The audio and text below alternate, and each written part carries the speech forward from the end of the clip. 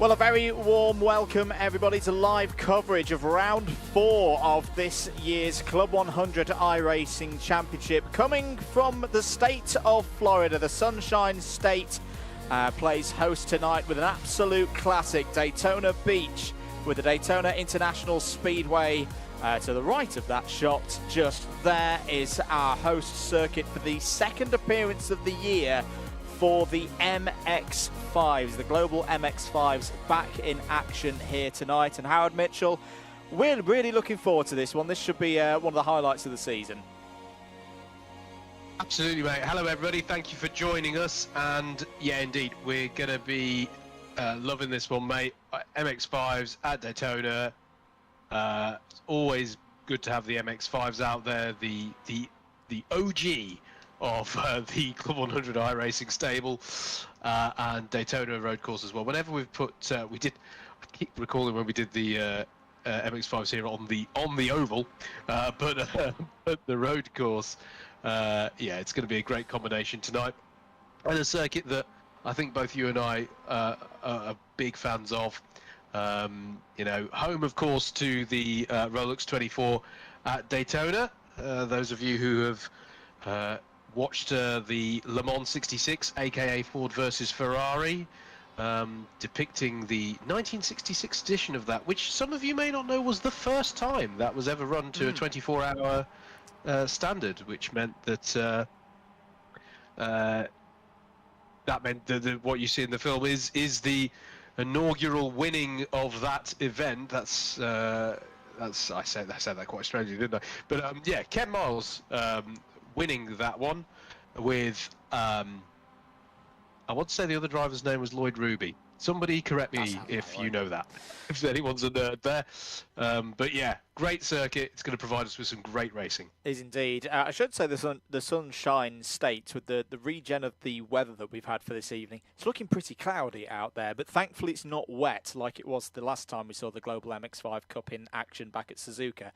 Let's have a very quick look, if we can, whilst qualifying is now running, but it's a fairly long outlap for the drivers here. A quick look, if we can, at the championship scores. So far this season, it's been a fairly dominant affair for Kieran Harrison, who's won 3 from 3. He's perfect through the course of the season so far, which means he's on a total of 720 points. Remember, a perfect night, irrespective of which format we're running, whether it's the 2 times 40-minute races for the GT3s or the 3 times 25-minute races for the MX-5s. A perfect night constitutes 240 championship points. It's a little bit yet to go in the season before we start talking about drop scores. But there are your scores on the doors. Harrison on 720, Matt Kendall on 592. Josh Mitchell is the top of the Clubmans on 551 in a really good battle with Adam Brown in the early stages of this season. Henry Mackenzie Friedman currently holds 3rd place in the championship on 546, 3rd place in Premier, I should say, 5th place overall. Finley Brunton's had a fantastic start. He's your top intermediate on 414. Matthew Davies has been pushing him pretty close. It's had a little bit of bad luck along the way. Is there on 288. Should note as well, your 3rd Clubman is Jack Eyre at the moment on 789. Apologies, I'm hopping up and down a little bit on this this league table. Jack Eyre was very impressive last time out in these MX-5s back at Suzuka. 3rd in intermediates, if we scroll down on to page number 2, John Adie's had a really strong start to the season. The driver who stepped up from the rookie category in the BUKC iRacing Trophy earlier in the year.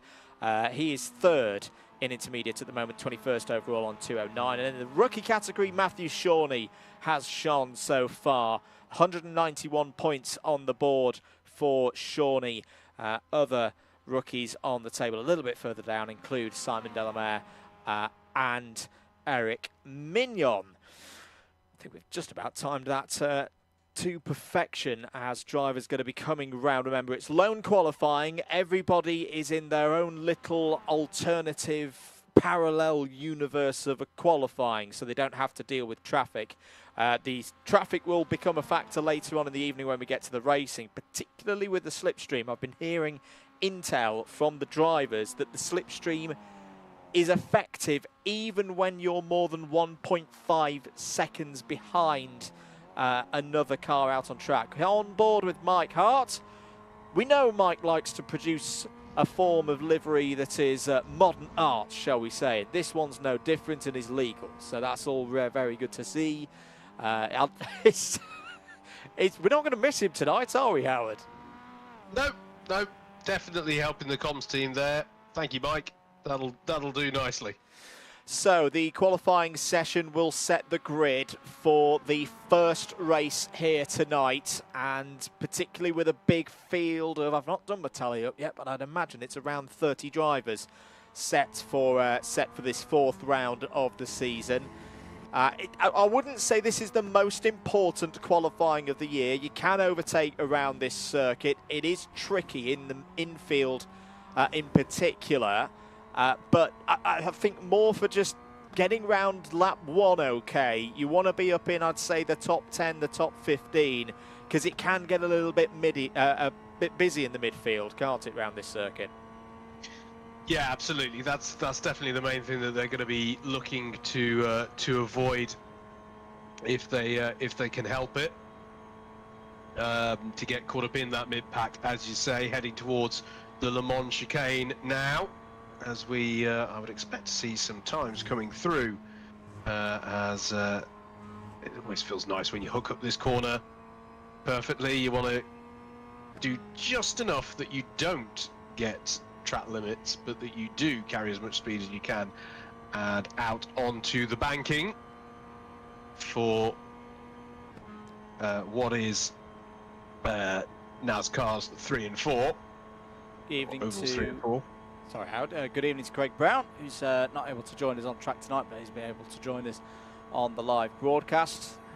If you're also watching out there, you can get in touch with us. Let us know who you're supporting and share the stream out as well with your family and friends. Kieran Harrison goes to the top of the timesheets, 2-minute 10.011. Well, based on the form book, that's not a massive surprise. But again, the slipstream is powerful round here. Could be a bit trickier for Harrison to break away tonight. Looking back, this is Joao Gabriel Castro, who was in CLUB100 Cadet and Junior action at the weekend. If you missed any of the racing from Buckmore Park, do go back and give it a watch at your leisure. Cadet Super Lightweights is particularly tasty, and Alpha Live's race of the week is the A final from those drivers. We'll also be back in just under 2 weeks' time with the finale of the seniors and the sprint series. The lightweights is looking particularly good in the in real life CLUB100 racing. Should note as well for this series some parish notices. Round 5 has been pushed back by 1 week. That is because of a clash with DDMM activities for both broadcasting and running the events with the rescheduled Miami Warrior Finals. I'll get that one right by the time we get out to Suera. And we'll also take the opportunity, of course, to extend our well wishes and thoughts with everyone in the Valencia region at the moment who is continuing to deal with the catastrophic flooding that's occurred in that part of the world at the start of the month. So, second lap's underway. I think pretty much everybody at the front of the field are on to their second flying lap, Howard. At the moment, it's looking again pretty good for your reigning championship leader, Kieran Harrison.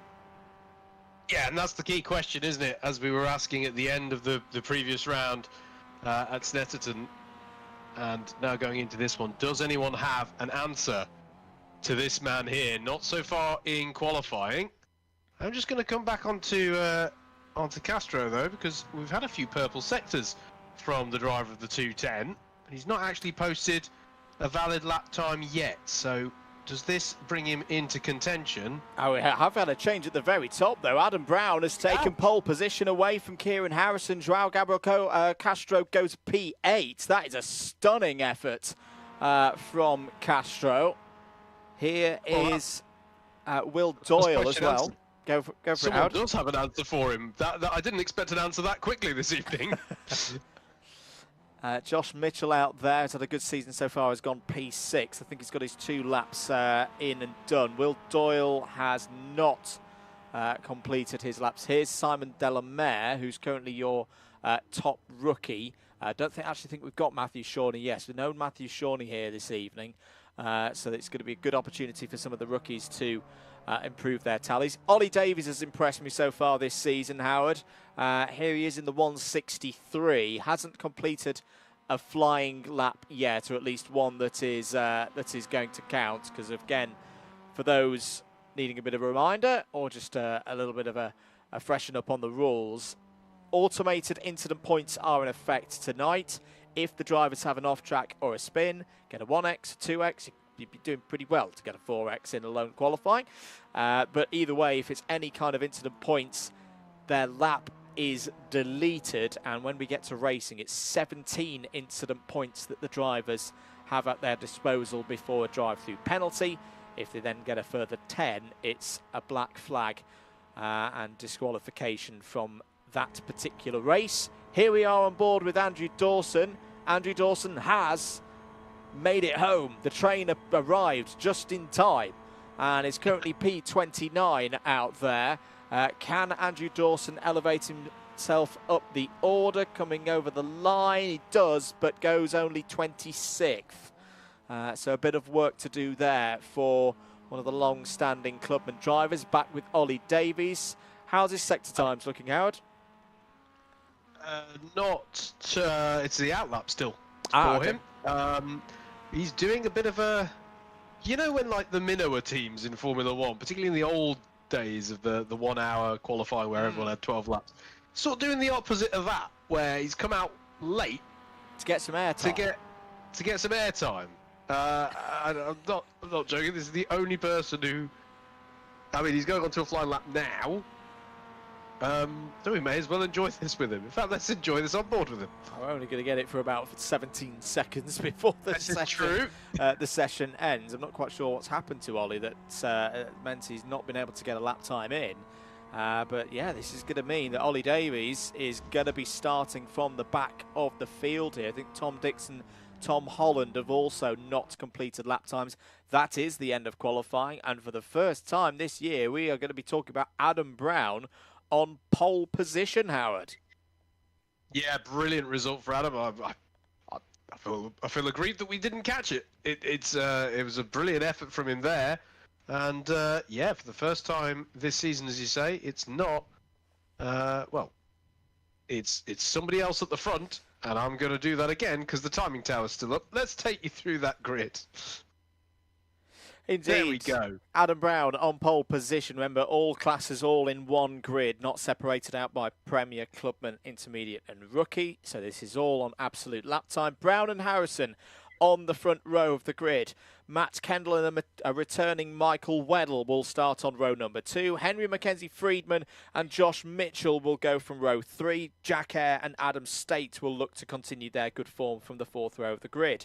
Mike Hart in the fuchsia pink number 11 is on the inside of row number 5 and is joined by the front-running intermediate driver, Joao Gabriel Castro, completes the top 10. Will Blackwell-Chambers was in action at Anglesey at the weekend in the race of remembrance and starts this race tonight from row number 6. Is joined by James de Havilland. Good qualifying there from James in the 1:57. Adam Delmont and Tim Penny are in the midst of things in the Clubman category on row 7. Murray Adams and Andy Alston go from row 8. Sam Dimolo is the second highest intermediate qualifier and goes alongside Sam Spinale on row 9. Magnus Riddervold made his debut 2 weeks ago at Snetterton and impresses there on the 10th row of the grid by the driver who returned as well 2 weeks ago in Norfolk. Cameron Watson completes the top 20. Will Doyle and Adrian Goodwin will start on row number 11. Matthew Davies and Dan Gamblin will go from row number 12. No Finley Brunton here tonight, so good chance for Matthew Davies to get some points on the board. Simon Delamere is the first of the rookies, is joined by Clubman's Andrew Dawson on row 13. James Fremont and Eric Mignon go from row 14. Matt Hale and Harrison Chapman on row 15. And then completing the grid, 3 drivers who did not complete times in qualifying. Ollie Davies and Tom Dix will go from row 16. Tom Holland completes the 33-strong field. Rolling start for tonight. This is basically because don't try and do a standing start in the middle of the tri-oval. We did it 2 years ago. It doesn't work. So it'll be a rolling start for the first time this season for our drivers in the MX-5s. They should be pretty used to this, Howard, from racing in the GT3s, and it's a fairly simple run to the line as well. Yep, you've teed it up for a big crash now, but yes, it is a fairly simple run to the line. And actually, we've seen some good race starts so far this season from our CLUB100 iRacers. So yeah, this should be interesting to see. But always, Andrew, what is a simple run to the line, that compression effect that you get down into turn one as you come down off the banking, everyone's got to have their wits about them there. It's a difficult first major braking zone for our drivers at this Daytona road course. It is indeed. It's that age-old problem of turning and braking at the same time. Don't worry about the second half of the field.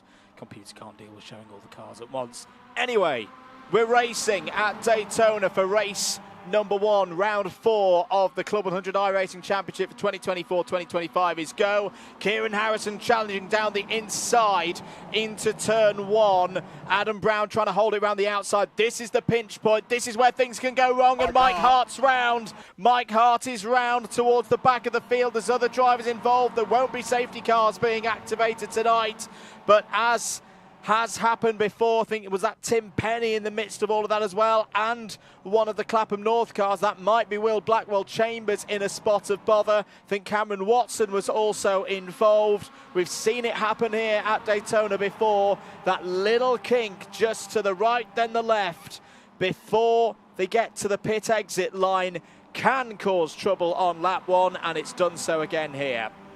Yeah, 8 cars involved in that by my count. Andrew, there's Cameron Watson, as you said, Ollie Davis, Tom Holland, Mike Hart, Will Blackwell Chambers, James de Havilland, Tim Penny, and Sam Dimolo, who'd qualified well in those interranks. All of them down, and everyone apart from Cameron Watson and Tom Holland have gone to the pits. They have indeed. So it's a dramatically reduced field already. This is the key moment, though. How is Kieran Harrison going to be able to deal with this tonight? Because a long, long run to the Le Mans chicane is going to provide opportunities for drivers to stay with. There will be a little bit of bump drafting. There is an allowance towards the drivers tonight. They have been reminded this is a road race. It won't be like when we get to the NASCARs, as yes, indeed, Adam Brown does take the lead into and through the Le Mans chicane. The drivers, next time they'll see an oval, which will be in 5 weeks' time when we have the NASCAR special at Talladega, will be able to bump draft a little bit more without less consequence of if there's a wreck, shall we say. If there is a wreck tonight, this is still a road race. Road racing rules still apply as Kieran Harrison goes back to the race lead, or does he? Because there's another train going now with Matt Kendall and Henry Mackenzie Friedman that's worked nicely and has got Kendall and Friedman up to P1 and P2. Kieran Harrison, for the first time this year, going on to lap 2, does not lead one of these races, but is now side by side with Matt Kendall as they come out of turn number 1 through the chicane and towards the International Horseshoe for the second time. Straight away, we are getting some really good racing here at Daytona in the MX-5s once again, Howard. Yeah, this is exactly why we love this circuit. The bump drafting that can go on, well, not just the bump drafting, the drafting that can go on. It is really hard to break away here, and we've been asking all season long, Andrew, what is that will come to challenge Kieran Harrison? Well, this circuit provides the right kind of environment for him to be challenged, and that's exactly what these top 9 drivers are doing at the moment. And here's a breakaway group of 9 at the front. The second group headed up by Murray Adams at the moment, down in 10th place. Back onto the banking, though. What does the drafting have in store for us here? Kieran Harrison surely will fancy taking the lead back again. Well, this is the classic thing with this, Andrew. It becomes tactical of, well, how soon do you want to pounce? Because will you allow your adversary to get back at you after the Le Mans chicane and on the run towards turn 1? Indeed. For everybody out there, this will be a 25 minutes race. They can go up to 15 minutes, 15 laps, but we'll time out before that occurs. Kieran Harrison on to the front of the field once again, but here comes Matt Kendall. Matt Kendall will look to get a little bit of a side draft going. Friedman will look to follow. Adam Brown will look to stay there as well. These are key moments in the race for Michael Weddle, Josh Mitchell and Jack Eyre, because they're now starting to fall back a little bit. It's that same combo again, Howard, like we saw one lap ago of Kendall and Friedman making the difference on the high side. Drivers are able to go down below the yellow line, particularly more towards the end of the race, as Harrison gets deep on the brakes to try and retake the lead here from Matt Kendall, and does so. Matt Kendall just opened his steering a little bit there. That was a bold one from Kieran Harrison, wanted to take the initiative back in this race once more. Back on board with João Castro. That's Adam State in the white and black number 18 directly ahead of us. Josh Mitchell in the Iron Brew 154 there as well. Gotta say, this is a really good start from João Gabriel Castro. We saw this kind of pace in flashes in Suzuka from Castro, being potentially one of the front runners in the MX-5s of the intermediates. Bit of bad luck along the way. The conditions, of course, 4 weeks ago were horrendous for the drivers. But this is an opportunity, I think, for Castro to really show what he can do. Yeah, absolutely. And sitting so well at the back of this pack at the moment, the top 9, as I say. Although I have to say, those from 10th place downwards, I think, have seen the opportunity ahead and are perhaps having a little bit of a ceasefire at the moment. They don't want to see the prize get too far up the road, although it is difficult, Andrew, once a pack like this is broken away, because of the slipstreaming they're able to do. As we see here, it is hard to catch them, as once again Matt Kendall and Henry Mackenzie Friedman working together on the outside, on the high side, are going to take the lead again as they come into the Le Mans chicane. But you've got to ask whether that is, is that actually what you want to do? Because surely now Kieran Harrison will try and pull alongside. Sorry, Howard, is that a slowdown for Henry Mackenzie Friedman? Because he's gone very, very high all of a sudden. He got deep through the Le Mans chicane, and I think he's got to slow down there. He's got to wait. He's got to try and keep himself in the tow as well. This is a key part of the race now for Henry Mackenzie Friedman. This, to your point, Howard, Kieran Harrison is going to lead at the end of lap 3, because he had the benefit of the slipstream towards the start-finish line. Yeah, absolutely. And that's the thing. It's not just about passing in the slipstream here. It's about when are you going to do that? You know, and the way that this is running at the moment, this could come down to how you play that on the last lap, right? It's kind of like that thing of try not to be the person at the head of the peloton when we get onto that last tour of the circuit. Bit of news. What's the news looking like further back? You can see that Murray Adams is in a bit of a tricky position at the moment, because he's not got any help from behind. He's obviously losing time to the group ahead. Oh, as that is a problem for Magnus Riedevold and others. Off at the International Horseshoe. Sam Spinell is off and missing the front fender completely from his ND Mazda MX-5. That's going to need to come in. Let's have a look at how that happened. That was a moment there with the 225. It was another one of the intermediate runners. I think it was Matthew Davies. Matthew Davies, yeah. And I couldn't really tell if there was any particular fault at that one. It was definitely a bit clumsy and a bit unlucky, especially for Sam Spinell, who, is going to have to let others by. Through their Coes and the Alston. This is Dan Gamblin that we're looking at now. On board with Gamblin, bright green space frame and roll cage. That's because he's an intermediate, as Will Doyle. I'm not quite sure why Will Green's got a bright green one, because he's a clubman, but we'll gloss over that right now. And into the Le Mans chicane, nicely done. That is them going through. I don't think that was for position. I think that might have been on a back marker that they were going through, but this is all about 11th place, and they are 4 seconds behind from Murray Adams now. There's Andrew Dawson on the rear as well. So Andrew Dawson has done quite nicely here. The experience paying off. Howard started at the back and is now just on the outskirts of the top 10. Yeah, playing himself into this one nicely. Side by side with Dan Gamblin, but the low side winning through here, although Adam Delmont joins in on the high side crew there, but it's a little bit late in the day, although Andrew Dawson's going to try and hang this round the outside of turn 1. Why am I seeing all the tyre smoke? That is because of a slow-moving Josh Mitchell ahead of them. And now he's got everybody swarming over him. This is difficult to... he's clearly just had a bit of an incident, and it's really difficult to gather up the momentum. Have your wits about you. You've got cars to your left and to your right. And, but he manages to hang on to that one. I think Adam State's been involved in that or whatever's gone on there, Howard, because Adam State has also fallen back. This is back into the front pack into turn 1. What happens here? Oh, now, was there contact? Was that a bit of netcode involved? More cars than I thought were involved in that. In fact, half of the front pack were. Numerous of the Rethink Racing cars. Henry Mackenzie Friedman was involved as well. What it means is I think we've only got 3 cars remaining in the front group now. Kieran Harrison is one of them with Matt Kendall and Michael Weddle. But I guess that is an exact point of what we were talking about earlier, Howard, about the qualifying and it not being the most important, but still pretty important in terms of track position, keeping yourself at the front.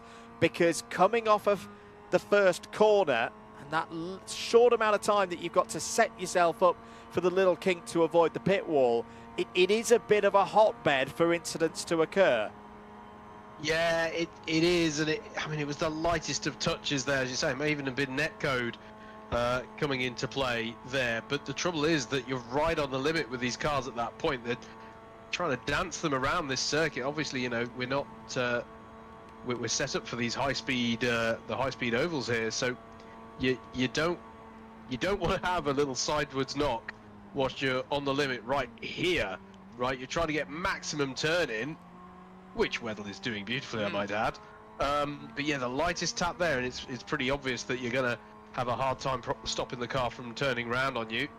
So yeah, difficult stuff for those drivers, and yeah, it does give us this breakaway group of 3 now at the front. 5 seconds back, and now in quite clear air, but having a great race nonetheless here, and perhaps a major beneficiary of that little ruckus a lap or so ago is João Gabriel Castro, easily the highest placed Inters runner at the moment there, in 4th place overall. Absolutely, this is a tremendous run from Castro. It's going to be difficult now with a pack of 4. Will be working together to close the youngster in the 2-1-0 down. And in this group, you've got Murray Adams, Jack Eyre, Adam Brown, and Henry Mackenzie Friedman. So all a mix of clubman runners and the Prem in Friedman. And a mix, Andrew, of the formerly the front pack and those in the second pack, for who they've got a bit of a dividend that's paid off here, because someone like Murray Adams here, who right now has Jack Eyre all over the back of him, but nonetheless he was running at the head of that lowlier pack earlier, and now he's battling over 5th place. Yep, this is what can happen at Daytona sometimes. It's about keeping yourself in the game.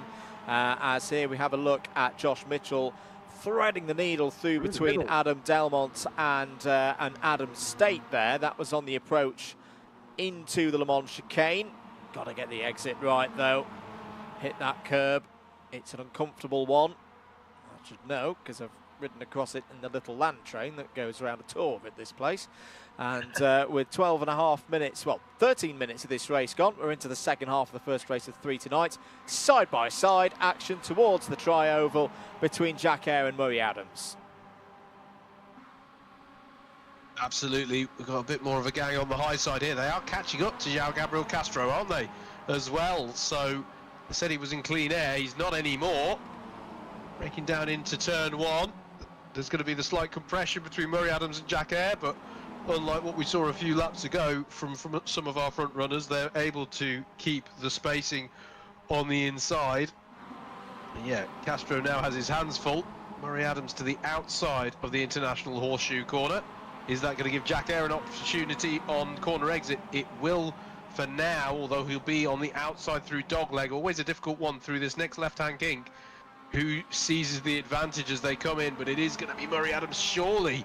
Now Jack Eyre keeps his foot in it, and as we break into the western horseshoe, does Castro bulk air slightly, allowing Adams to cling on? He sort of does. Adams still in 5th place. Jack Eyre now has Adam Brown and Henry Mackenzie Friedemann all over the back of him. Down the inside goes Adam Brown, and our pole sitter is up to 6th place there as they come up onto the banking. Yeah, it's good recovery this from Adam Brown. We'll stay with this battle to see how it develops as they run towards the Le Mans chicane here. On board the side view with Jack Eyre, that's Friedemann just on our inside. Brown in the 116 just ahead. Looks like Adams has pulled out of the slipstream to try and go around the outside of Joao Gabriel Castro. This could be a brave one. Castro's late on the brakes into the Le Mans chicane. Maybe Adams just pulled out of that one a little bit, knowing that there's going to be another opportunity coming up onto the banking once again through NASCAR 3. This is where the banking really starts to increase. When you stand at the bottom of it, it doesn't even look like a piece of racetrack. It looks like a sheer wall compared to the rest of the circuit. This is a difficult position for Castro now because there's 2 trains of 2 on his right-hand side. Are going to breeze past here with the slipstream. He's going to keep himself in the top 10, of course. The big question now is who's going to yield first into turn 1? Yeah, Castro just didn't have any buddies with him there on the low side. Murray Adams switches effectively over to the low side as they come into braking. Henry Mackenzie Friedemann trying around the outside, but he hasn't got enough of an overspeed or the traction on corner exit. Battle between Jack Eyre and Adam Brown out at the back of this pack. Murray Adams up to 4th place as Castro goes deep in the braking zone to try and get by on Friedemann, but can't quite make it stick. But props for trying. That was a good stab at the brake pedal there, just to give Henry Friedemann something to think about. It was good control from both drivers to get through the International Horseshoe well there. Oh, it's stacking up a little bit behind, and a bit of a concertina effect that allows Jack Eyre to get through on Adam Brown there for P7. I think Eyre's going to try and do a little bit of a switch back here through turn 6, which is a very, very tricky corner. Oh, that's a brave one from Jack Eyre. Can he keep it out of the wall? Yes, he can. It's going to be an open door now for Adam Brown to step back through. This is a chance for Adams and Friedemann to break away. That was a mighty brave bit of braking from Jack Eyre. Many a time we've seen a driver clip the grass and the dirt on driver's right under braking, and it's pitched the car sideways into that looming tyre barrier that's on the outside of turn number 6 that separates it off from the outside of turn number 1. But look at again the power of the slipstream. Castro's back down the inside of Friedemann and has retaken 5th place. Brilliant stuff from Castro. This is Group 3, a little bit further back. Tom Dix, what a drive from Tom Dix. He's come through from the very back of the field. Maybe he knew. Maybe he thought, Howard, it's been a difficult season so far for Tom Dix to go, do you know what? I'd like to be right at the very front of the grid, but don't think that's going to be achievable in qualifying. I'll sit at the back, wait for the chaos to occur, and fire myself through the order with some good driving. That's seems to be working right now for Tom Dix. He's back into the top 10. Yeah, absolutely. And I don't quite know where to look at the moment, Andrew. There's just battles everywhere. That was your pack of 3. We saw them briefly there. But we're back with this highly entertaining battle from 4th down to 8th. But back at the front, well, at the front of pack 3, as we're calling it, very near to a pass there for Josh Mitchell. In fact, sorry, that is a pass, isn't it? Back into turn 1. Indeed. It's just side by side. I mean, look at the pack ahead of them just going out of shot. There's just everybody's side by side pretty much everywhere at the moment. And we love it. That's why we absolutely love coming to this circuit and love pairing it with this car as well. Side by side out of the Western Horseshoe now for 4th place between Henry Mackenzie Friedemann and Murray Adams. Henry will have the outside line, but he'll already be ahead as they break on to and come out onto the banking. Ooh. But that's a wide line, and that's going to surely allow Murray Adams to have a pop at him onto the straight here as they go 3 wide briefly behind them between Castro, Eyre and Brown. Friedemann did very well there, Howard, just to keep it out of the wall. I thought that was going to go be hitting front right straight into the safer barrier. Good evening to Greg Smith, who's got in touch in the chat. Hope you're doing well, mate. João Castro down the inside again. He likes this run down towards the Le Mans chicane and isn't afraid to have a go at some of the more experienced clubmans and premiers. Brilliant stuff from Castro. Back up to P4. What is the relative pace, though, with the third group behind? So these drivers last time around were all in the mid 211s. The three ahead were in the mid 210s.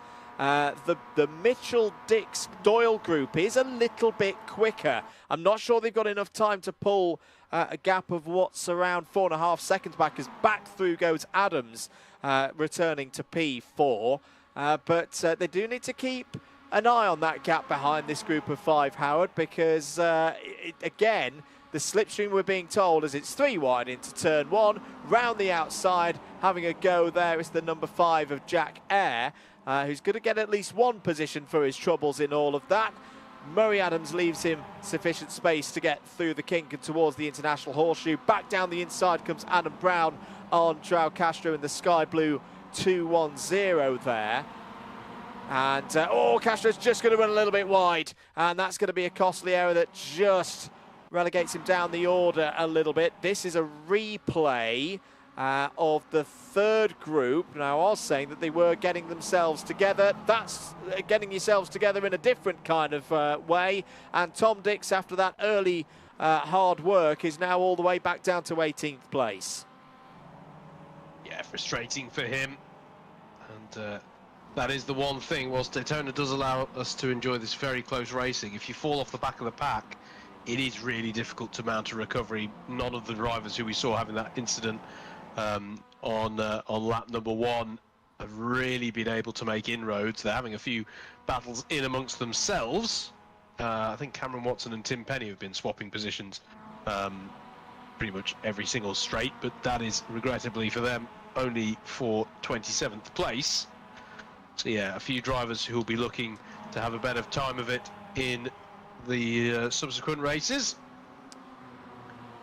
There are Adams in 4th place, leading this pack. Yeah, there are 2 more opportunities for them to do so. That was a little bit deep into the Le Mans chicane for Murray Adams, and he's going to be stuck on the low side now with no help of a slipstream up ahead. So through will come Jack Eyre. This is on board with Henry Mackenzie Friedman, who's nearly fallen out of this group, but is going to have enough of a double, maybe even a quadruple slipstream back there to get back amongst this group. The gap back to the third pack is growing now. It's back up to 5.7 seconds for the back of this group to the front of the next one.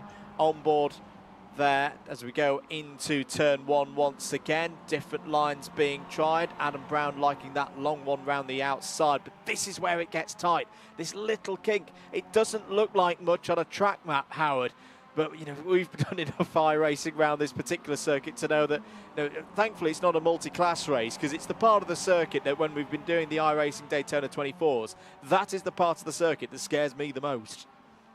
Yeah, it is. I'll tell you the other bit that's deceptive as well. We saw Friedman having a bit of a drama a couple of laps ago. Is the infield out corner back out onto the banking? You're just like, oh, it's just a left-hander. You just brake a little bit and then come out. No, the car is skipping around on the surface at that point. Yeah. And it's surprisingly easy to not get the corner exit you need and to end up well out onto the banking. And then there's loads of grit and debris and such on the outside, and then all of a sudden, as you were saying a couple of laps ago of Henry Mackenzie Friedman, you then start going, well, hang on, where's the wall? It can all go south very, very quickly at that corner. So yeah, both the corners into and out of the infield section are some of the biggest challenges here around this Daytona road course. They are indeed. We're going to, spot on switch back to the front of the field. This isn't the last lap. They'll get the white flag this time around, and we have seen a change at the front of the order. It's not the critical one yet, because there are going to be more opportunities for the lead to change, but right now Matt Kendall has got the advantage. Matt Kendall taking the higher line. That's an interesting tactic, Howard, because so far tonight we have seen that the higher line tends to be the faster. There is a back marker in there that's Matthew Davies, so it's not a 4-car battle for the lead. It's just a 3-car with Matthew Davies with the best seat in the house. White flag out for the race leaders. 24 minutes of this race completed. They're pretty much 2-minute 10 laps. So the checkered flag will be out next time around. On board again with Michael Weddle. Kieran Harrison trying to find a way to keep his winning streak going. That's been there since the very first race of round number 1. It's been 7 races long, 4 in the GT3s, 3 here in the Mazda MX-5s. And Matt Kendall's got a good run out of the International Horseshoe. Harrison a little bit crossed up there, but it's still not done yet.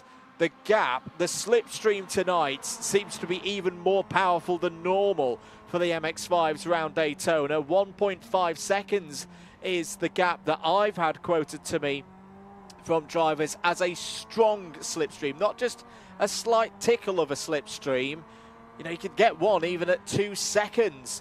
Whether that's effective to the finish line, it remains to be seen. But unless a driver is 2.5 seconds clear, they cannot be sure that they're still going to have position by the time they get to the start-finish line, Howard. Yeah, absolutely. What do you do if you're Matthew Davies? Please, you don't want to get involved in the top 3 here as they come out onto the banking. You're absolutely right, though, about the slipstream. We saw a couple of laps ago, we were on board with Henry Mackenzie-Friedman when he was miles back at the start of the start-finish straight.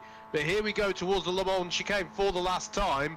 Who is going to position themselves well for the drag to the line? We're looking back from Matt Kendall at Kieran Harrison and Michael Weddle. And as they come into the Le Mans chicane, that's a decent gap that Matt Kendall has, but we've seen much smaller a gap than that, or larger a gap than that, sorry, eaten up. But they haven't got the full drag towards turn 1. It's just to the finish line now. I think Matt was trying to let out the throttle there. I think he was trying to let Kieran Harrison go through before the Le Mans chicane. Neither Kieran Harrison or Michael Weddle were buying that one. And here we go. Here's the first run to the line of the night. They're going to be 3 wide. Michael Weddle goes low. That's absolutely fine. He's got to stay there, though. He's committed to the low line. Is it going to work? Is he going to be the first driver to win a race this year who's not called Kieran Harrison? Yes, he is. There's a smash towards the back of the field that's involved pretty much everybody in pack number 2, but they are all over the line. Michael Weddle wins the first race of the evening. Kieran Harrison is second. Third for Matt Kendall. Adam Brown wins in the pack 2 battle to take P4 ahead of Henry Mackenzie-Friedman, Jack Air, Murray Adams. Joao Gabriel Castro is in 8th. Oh, see, that was a little bit too rough. That'll get reviewed by the stewards later on. Well, the rules have stood that they can go below the yellow line, but they've got to stay there and they've still got to keep it clean. Difficult to make out at full speed on that occasion who, if anyone, was at fault there. But it's Friedman, Air, Adams, Castro, your top 8. Will Doyle and Josh Mitchell in the top 10. Andrew Dawson up 15 places in this race, as was James Fremont. So great drives from them. Adam Delmont, Adam State, and Andy Alston in the top 15. Matt Hale up 13 spots to P16. This is a nice battle over the line, including the likes of Tom Holland, Tim Penny, Cameron Watson, and others in there. Hale, Tom Dix, Adrian Goodwin, Simon Delamere, the top of the rookies in the top 20, completed by Magnus Redevold.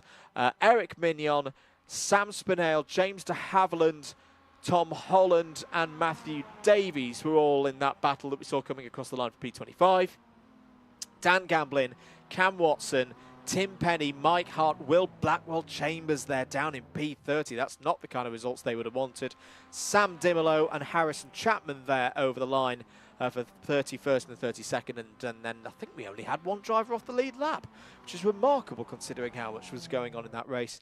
It was Ollie Davies in P33.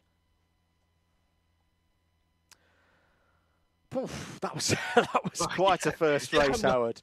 I don't know if we were both a bit speechless after that one. Yeah, absolutely. I mean, Daytona road course delivering exactly what we expected with these Mazda MX-5s. And we've not got much time to rest. In fact, we've not got time to rest, have we? We're already gridding up for the second of these rolling starts. So we will take you through the grid for this one. It's not going to be anything too surprising based on what you've just seen. It is the order in which they finished the first race. So Michael Weddle will start this one on pole for finishing 51 thousandths of a second ahead of Kieran Harrison, but in doing so became the first person to deny that win for the driver of the number one. Matt Kendall and Adam Brown, Henry Mackenzie Friedman and Jack Eyre, Murray Adams, João Gabriel Castro, Will Doyle and Jock Mitchell. Andrew Dawson and James Fremont on row number 6 as the drivers start to move. Everybody pretty much ready to go because we're just resuming where we left off. And I suppose as we cycle through the grid, Andrew, the opportunity here is for those who were involved in incidents on the first lap in that first race. This is their, although they've still, you know, down the grid as a result of that, this is their opportunity to buy back into the racing towards the front. Well, yeah, no, we saw that from a couple of drivers in the first race, that keep yourself out of trouble. And you can gain 15 positions across the course of these 25 minutes, so it's not all done. It's still too early to talk about the impacts of drop scores, but when we do, it's the worst total night. So it's not necessarily an individual race from one round and then a couple of other races from another round. It's the whole night that gets dropped. The worst one of them in terms of the 5 that we have for the MX-5s across the course of the season. For anyone who scored well in that first race, what that does mean is they've got to keep it clean in this one to really bank in the points and make sure that they don't end up losing that good scoring effect to a potential drop later on in the year. Has been shown to calm things down a little bit. Running to the line, lights are green, green flag in the air, and racing once again. Not a good start for Kieran Harrison. I'm not quite sure what was happening there, but straight away round the outside comes Adam Brown. Oh, there's a spinner in the middle of the pack already, and Will Blackwell Chambers is involved. I think one of the clubmen, another clubman in there, might have been Will Doyle, is also taking a bit of a beating. So once they didn't even get to the little kink for the pit exit before things started to go wrong this time. Michael Weddle's your race leader though. Adam Brown P2, Matt Kendall up in P3. Matt Kendall having a look down the inside into the dogleg. That's a bit brave. It was Sam Spinell and Tim Penny. Oh, Tim Penny not having a good night at all. And there's an incident between Mike Hart and Simon Delamere coming out of the International Horseshoe. Down the inside there, that is Will Blackwell Chambers going through past Harrison Chapman. I think Dan Gamblin is also towards the back of the field. Back up towards the front, Kendall and Harrison side by side. Behind them, Henry Mackenzie Friedman and Jack Eyre fighting over 5th place. Frenetic stuff. Again, does look like the top, I'd say 19 have all kept themselves out of trouble, Howard, as they come through NASCAR 2. If they look to their right, they'll see iRacing simulating planes flying in at 500 miles an hour to Daytona Airport. Meanwhile, there's a battle at the front of the field. Yeah, absolutely. And Kieran Harrison, who, as you said, Andrew, didn't have the best start, has the laugh by the time they get to the Le Mans hairpin, pulls in front of Michael Weddle, who immediately has to worry about the likes of Matt Kendall and Adam Brown. And we're back to the status quo of drag racing on the straights and on the tri-oval.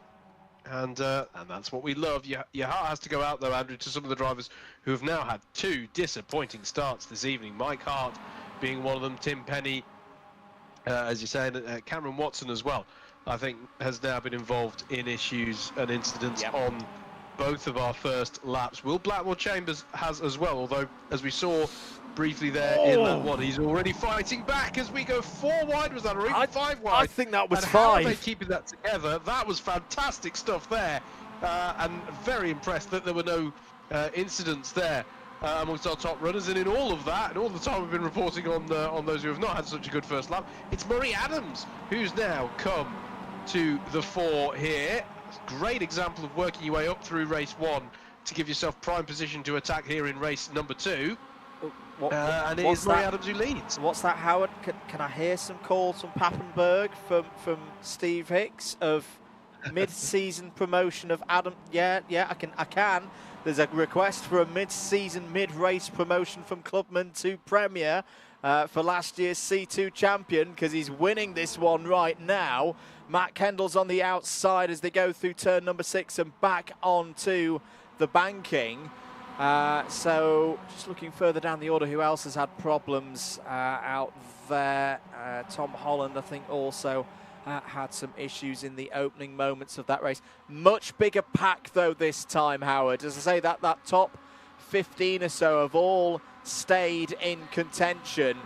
I think the drivers have learnt a little bit from that first race of how to approach the opening stages of this one. Here's a push from Michael Weddle to get Matt Kendall back to the front of the order. Kieran Harrison's down in P5. We've not seen this at all so far in the 2024-25 Club 100 iRacing season, and he's got a load of mates along as well. Adam Brown's directly behind. Friedman and Air are going to try and get something going on the middle lane there through NASCAR 3 and into 4. On board with Jack Air now. That is the multicoloured livery of Henry Mackenzie Friedman and the note David Whitehouse absolutely adores.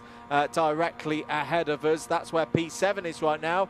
3 wide up ahead through the tri-oval. Harrison looking to the outside on this occasion as we dive into turn 1 once again. Castro in the middle of it all. The intermediate running with the big Prems and the Clubmans right now as Harrison tries to go round the outside. Has got 2 positions at least in that move. Is now alongside Murray Adams. Will have the inside line into the International Horseshoe. Brilliant placement by Kieran Harrison. Gets himself back up to P2, but this is still very early stages. We're only on lap 3. Yeah, judged really nicely there from Kieran Harrison. And so far this season, by and large, Andrew, his pace alone has been able to keep him out of harm's way. But it is a good example there of how by no means he hasn't got some decent racecraft when he does need to get his elbows out. Judging it well here, and he's still very much a factor, even if this circuit, ironically with its banking, is a great leveler to allow everyone to get stuck into the fight. As we come up onto the banking, it's Michael Weddle and Kieran Harrison. Kieran Harrison pulling alongside early doors here on this straight, and pulls alongside and through into the lead for now. But it's a fair bet that will change a little bit more, probably immediately as they get onto the next straight, as Murray Adams considers going to driver's right and chooses to stay on the low side as they head towards the Le Mans chicane. Will he do a Castro here at the Le Mans chicane? He's giving it a go, and he's made that work beautifully. My only question is, does the shallower line compromise you on this next straight? And Kieran, and he's gone high side. Is that a slowdown? Is that a slowdown for Kieran Harrison there? I know he's not too much. Okay, that was surprisingly high for me that he went, but he's much more a successful racer than I. But for a moment, I thought that was higher drama. He's got attention on the low side here. Murray Adams with that's not Jack Air, is it? That's Michael Weddle now on the low side, and Friedman was briefly on the low side as well, but cuts back to the high. But look at Josh Mitchell. Look at Josh Mitchell coming from absolutely nowhere, powered by the Iron Brew. Oh, he's just lost out a little bit there through turn number 1. Keep your eye on anyone from around 8th place. Whilst it's like this, if you can pick your way through from just off the front pack, you can get a run to the line. Oh, Joao Castro's run a little bit wide there in the sky blue car. Has got back into position, is still in P9, still very much top of the intermediates right now. The next intermediate down the road is Matt Hale in 16th place. I'm saying that Matt's only at the back of this train. Matt could pick his way through with a bit of ovals experience, the ovals specialist in the community. Will be looking forward to the Talladega race in 5 weeks' time. Into turn number 6 once again, side by side here between Tom Dix in the orange and blue car and Adam Delmont in the silver and yellow Mazda MX-5. This is all over 10th place. James de Havilland, Will Doyle, Ollie Davies and Andy Alston a little bit further back. right now, I think, are we talking about a top 19? Group of 19 at the front of this of this group, maybe 18 if you just count off Matthew Davies at 0.9 back. There's some big gains to be had for the drivers here if they can get the tactics right. Absolutely, and look who's coming to the fore here at the front. Henry Mackenzie Friedman, but it's surely not going to stay that way as Matt Kendall and Adam Brown work together on the high side. Kieran Harrison chooses that he likes the high side, as meanwhile it goes 3 wide behind them. Yeah, Josh Mitchell really did come out of nowhere. I didn't clock him having a fantastic run on the high side a lap ago. Side by side for the lead of the race, 3 wide, possibly even 4 wide behind them as they hit the brakes into turn number 1. Big braking there from Adam Brown, manages to get it stopped on the inside of turn 1. Still Matt Kendall at the head of the field, and Kieran Harrison is going to have to be hard on the brakes to fight back here. He is hard on the brakes, and he's going to just nudge himself ahead here. This must be the time when it feels the nicest to get the lead, because you're like, well, I could at least count on having it for maybe, I don't know, as many as 2 corners before it's going to be threatened again on the banking. Into turn number 5 then. Friedman's looking to the inside of Weddle. Weddle's going to give him some racing room there. Another corner that can get a little bit slippery. Quite a nice amount of grip down the inside line. You can sometimes see that get used in endurance racing and multi-class racing. It can sometimes be quicker than the conventional outside to inside to outside line. It's a curious piece of tarmac on this circuit. Onto the banking once again through NASCAR 2. Kieran Harrison has got a lead, but again, it's nowhere near big enough to break off the front of this group. There is nearly a bit of a split happening just ahead of Gabriel Castro. So the top 7 breaking away. Adam Delmont looking to the inside now of Castro. He's going to surely get some help from race 1 winner Michael Weddle just behind. That's going to get tight side by side through the Le Mans chicane. Good bravery there from Castro, the Club 100 junior driver, going wheel to wheel with some of the older, more experienced drivers in British karting. James de Havilland, let's have a look at how James is getting on. He's up 12 places so far in this race in the 157. He's in the all black with the blue wing mirrors and the blue roll cage. And look at Ollie Davies coming through the field as well. Ollie Davies up 20 positions. So for making that 22 positions for Ollie Davies into P12 now with the Dayglow yellow, the orange and the black. Yeah, I think I saw on the events log, I don't think we saw it on camera, but on the events log, I think he had a bit of a crash in the first race. It may have been an innocuous one. It's hard to tell these things from just the events log that's coming through. But yeah, this is a brilliant race at the moment from Ollie. And yeah, running there just on the fringes of getting into the top 10. And well, you've got to fancy your chances. Well, everybody in the top 18 can actually fancy their chances here. Oh, that's a big break from Will Blackwell Chambers. Wow. He is a man on a mission, isn't he? Wanting to recover this. I think he had another trying turn 1 on lap 1, and he was just like, nope, we're not doing this again. I'm fighting up through this field. So brilliant stuff from Blackwell Chambers, slowly rising up through the field. And next ahead of him is the leader in intermediate class in the form of João Gabriel Castro. Magnus Ridevold going along quite nicely, Howard. Ridevold has gone up to 16th place, and that's now the 2nd highest intermediate runner. Just behind is Matthew Davies. We should note Tom Dix has got the wrong coloured frame on. He'll get a warning, a slap on the wrist for that one, and make it blue next time, Mr. D. Where are we up to? Well, we're into the 2nd half of this race. We're into the we're past 12.5 minutes. Henry Mackenzie Friedman is your race leader from Kieran Harrison, Matt Kendall.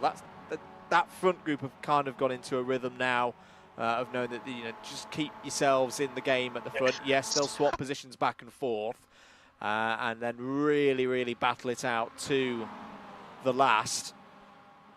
And interesting as well in that first race, Howard, that it was the low line that was the was the fastest one. Trouble in Group 2 is about 3 of them all went for the low line, and 3 into 1 simply doesn't go. Does 3 into 1 go here? This is tight. This is James de Havilland, Ollie Davies and Will Blackwell Chambers all in sharing the same piece of real estate, and they just about made that work. You know, the first time we've seen this evening, Andrew, Castro does have to keep one weather eye on his classmates. Yes. Because there's been a few passes recently to put him further down in this pack.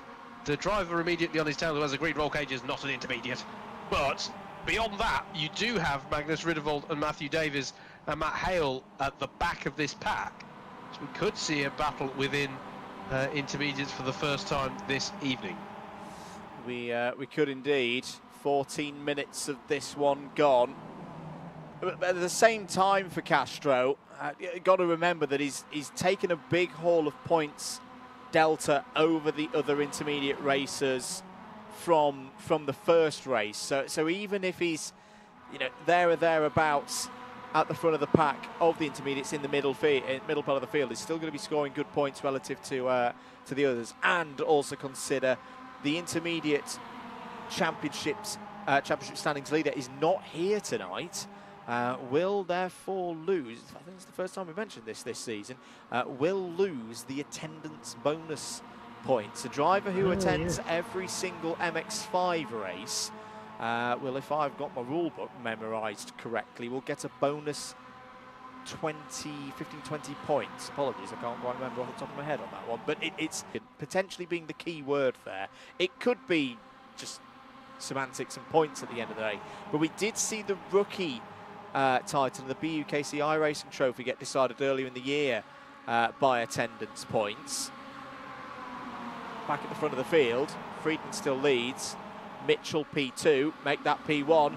Mitchell's going to go for a big one round the outside. Good evening to Adam Naffer, who didn't know there was an attendance bonus. This is what happens when people don't read the rules. It's there. Black and white. Quite like there's an irony to, I've attended all the rounds, I haven't read the rule book fully yet. That would be that would have an irony to it. This is where I go back to the former student days. RTR, read the rules. There's bonus points for attending all of the MX5 rounds. There's bonus points for attending all of the GT3 rounds. And then there's some more bonus points for attending everything. Just wanted to reassure, if you were worried that it wasn't quite as manic and frenetic further back, you don't need to worry. This is the battle behind this main pack. And, I don't even know how to commentate on this. There's just so much going on. Not really. I'm just letting this one fly. Who have we got in this pack? Dan Gablin, Sam Dinlow, Harrison Chapman, actually, we should highlight. Yeah. He's highest place rookie at the moment.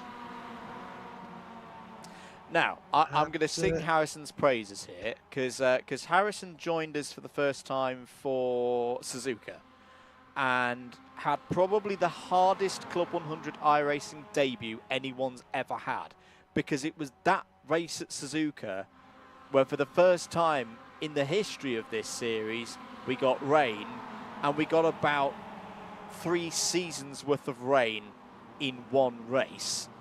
He then had the run in the GT3s at Snetterton 2 weeks ago, and he did message me between the races, thinking I might drop out and just practice a bit more before coming back in. I said, well, you may as well keep going, mate, because of the attendance points, you know, for the MX5 races. And look at him now; he's up in the top 25 right now, and is scoring nicely. So full credit to Harrison to carrying on. Meanwhile, this was coming. I wondered when it would break loose, and it was on lap 9. Josh Mitchell involved, Murray Adams involved, Adam Delmont also involved. They'd been running 2 and 3 wide for the entire race up to this point, but you just felt at some point it wasn't quite going to go right. And instead, well, it went right, left and everywhere. And it's remarkable in some way that there were only 3 cars involved in that crash. Sorry, 4 were involved, and one of them was Michael Weddle. One of them was the race 1 winner. Yeah, it was. I mean, let's be clear here. These drivers have been running side by side, nose to tail, lap after lap throughout this evening. It is still a relatively low incident rate, but it was always a possibility. No malice involved. It's just such fine margins. And to be clear, as we've said already. That could have been netcode. That could have been something as simple as a little bit of netcode that could have turned things a bit pear-shaped there. Sorry, Howard, do continue. I was going to say much the same thing, and just as we've been saying already, these cars are just dancing around through these corners. It really does not take much to you know, send them spearing off to one side. Here then are the cars that have survived that, partially because I think they were a little bit ahead of all this drama. But we now have what is a breakaway group of 5. And you know who's come to the fore of the next pack? A certain Will Blackwell Chambers, who is having a bit of a, well, quite the redemption arc here this evening on this one. And he's got Ollie Davis as well. 22 positions gained for Will Blackwell Chambers, 26 for Ollie Davies by keeping themselves out of trouble. And João Gabriel Castro still there as well. Matt Kendall now trying to deal with Jack Eyre. So it's a group of 5 this time who look to be competing for the win. Harrison was there in race 1. Kendall was there as well. For Friedman, Eyre and Brown, this is an opportunity to perhaps battle it out for 3rd place in the standings when we get to the mid-evening break. There will be one more race after this, of course, with a 10-minute optional practice warm-up session, comfort break for the drivers out there. We'll, of course, keep the broadcast running throughout. Good scrap, this. I think, is this for, no, it's not quite for 3rd place in intermediate, but it is an intermediate positional scrap. 16th and 17th place overall for Dan Glamblin there in the black and green car on the inside. The brightly coloured yellow, well, kind of day-glow yellow, greenish and pink of Sam Dimolo on the inside. Dimolo into turn number 6 with Harrison Chapman. Harrison Chapman currently top rookie. Really good run at the moment for Harrison Chapman. Running there in P20. Yeah, absolutely. And that was for 5th place in intermediates, and this is for 2nd place in intermediates. Matthew Davies versus Magnus Ridevold. But I wonder if that's a difficult position for them to be in now, because in some ways they're like, we really want to work together, not lose time and catch up to the back ahead. But when you're this far off the back, once you have fallen, you know, it is a big slipstream here, but once you have fallen off the back of it, my goodness, you've got your work cut out, because there's not a lot of time to be gained on the sprints once that's done.